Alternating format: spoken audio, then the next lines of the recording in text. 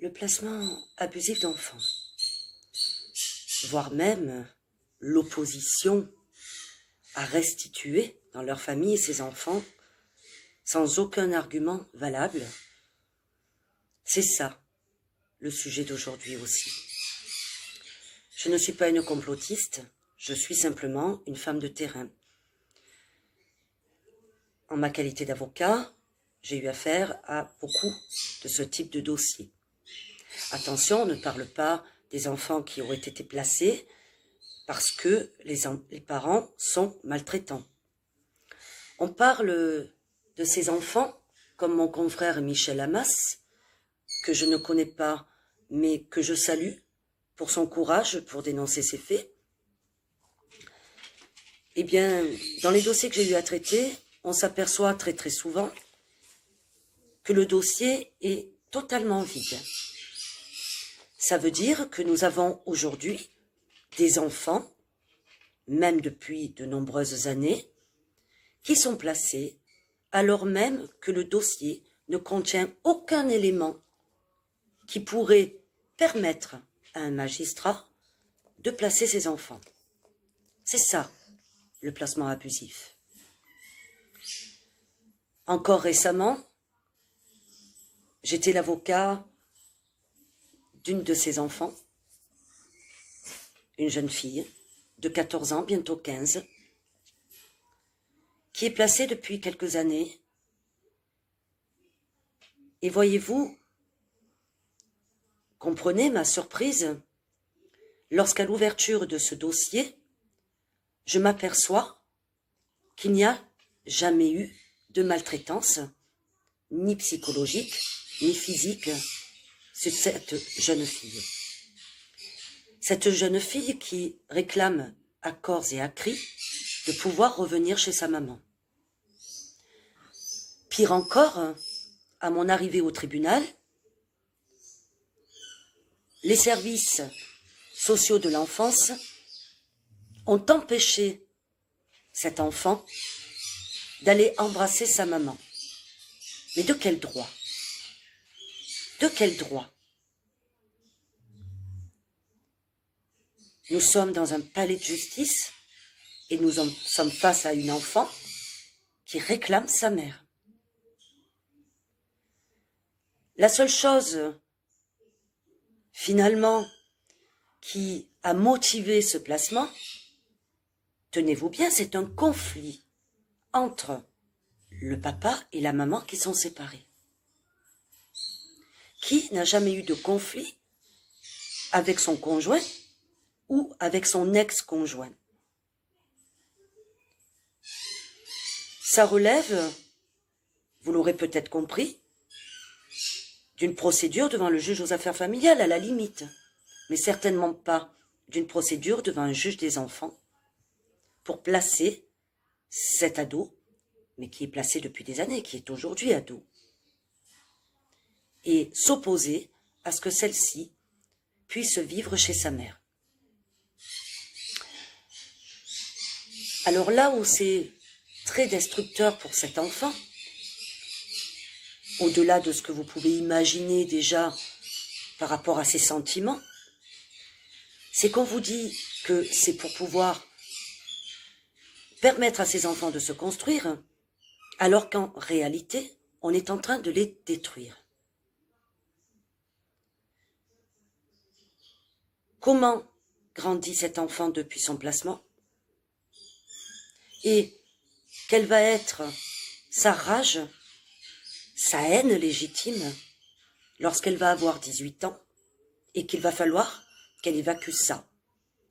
Que va-t-elle faire de cette colère et de cette haine légitime? Eh bien, tout simplement, comme beaucoup d'enfants dans son cas, elle va s'autodétruire. Et on arrive à ces situations, on arrive à détruire nos enfants simplement parce que nous avons aujourd'hui des magistrats qui sont dépourvus de courage. Je vais m'expliquer. Dans ce dossier, j'ai beau relever que finalement, il n'y a rien qui puisse s'opposer à ce que cet enfant puisse aller vivre chez sa mère, mais on me rétorque qu'il faudrait qu'il y ait au moins un autre rapport d'expertise au jour où Madame le juge va statuer. Quand il n'y a rien dans le dossier, pourquoi on ne permet pas à cet enfant de retourner chez ses parents? Tout simplement, je viens de vous le dire, parce que par manque de courage, pour pas engager leur responsabilité, mais quelle responsabilité lorsqu'on voit que ce dossier est vide, eh bien on veut se couvrir derrière un expert. En disant, voyez-vous, mais moi si j'ai décidé de maintenir cet enfant sous placement, c'est parce que monsieur l'expert a dit telle et telle chose. Donc on ne prend plus ses responsabilités de magistrat, on n'a plus de courage, on se cache derrière les experts. Soit, je lis donc le dernier rapport qui avait été rendu.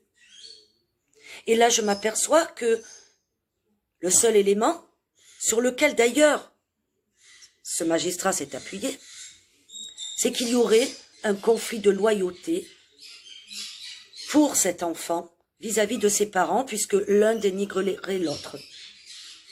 Qui n'a jamais dénigré? Même nous, adultes, nous avons des conflits de loyauté, par exemple avec un couple d'amis qui divorcerait.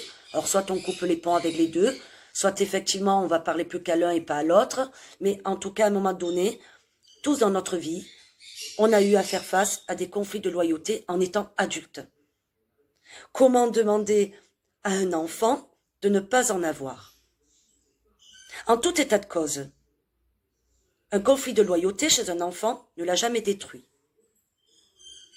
En revanche, ce placement abusif, par manque de courage de certains magistrats, vont être totalement destructeurs pour cet enfant. À la sortie de cette audience très pénible pour tout le monde, mais surtout pour cet enfant et sa maman, l'enfant était en pleurs, elle voulait fuguer, et beaucoup veulent mettre fin à leur jour. Alors nous avons immédiatement averti cette magistrate du danger que cette décision allait représenter pour cet enfant, et figurez-vous que j'apprends que cette magistrate est malade, que sa décision de continuer le placement de cet enfant a été rendue, mais qu'il n'y a pas la motivation dans le jugement, donc le jugement ne peut pas être rendu. Ce qui permet de manière détournée de continuer à laisser cet enfant placé sans rendre de jugement contre lequel je pourrais former appel. Voilà la situation aujourd'hui. Cet enfant est placé, la magistrate n'a pas motivé le jugement, elle est manifestement malade, donc elle n'est plus au tribunal, peut-être est-elle rentrée au moment où je vous parle, et on ne peut pas faire appel d'un jugement parce qu'il n'a pas encore été rendu. Voilà quel est le sort réservé à beaucoup de nos justiciables. Je pense que nous nous sommes trop laissés faire. Nous avons permis à des gens qui certains se prennent pour des citoyens au-dessus des autres, de placer nos enfants sans motif pendant des années, sans rien dire, sans bouger. Ça aussi, c'est un combat que va mener mon association Semper Fidelis auprès des institutions, parce que nous voulons un changement radical. Et certainement pas qu'un magistrat seul, parce que c'est peut-être ça aussi le problème. C'est pas une collégiale. Un magistrat seul qui prend des décisions qui ne sont même pas les siennes, qui sont celles d'un expert, mais que souvent lorsqu'on lit je me répète, le rapport d'expertise, il n'y a rien, on extirpe, donc ces magistrats extirpent une petite phrase du rapport pour dire, voilà, je ne prends pas mes responsabilités de magistrat, je ne prends pas de risque, je suis un lâche, et donc, je maintiens le placement ou je décide du placement d'un enfant. Voilà où nous en sommes, mesdames et messieurs. Si vous voulez rejoindre notre combat, vous pouvez vous rendre sur la page Saint-Père Fidélis ou en tapant simplement mon nom, Sophia Albert comme le prénom, Salméron.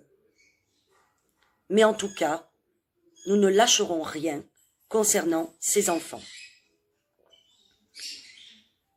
Je vous dis donc à très bientôt pour la suite, que j'entends donner à tous ces dossiers. À très bientôt.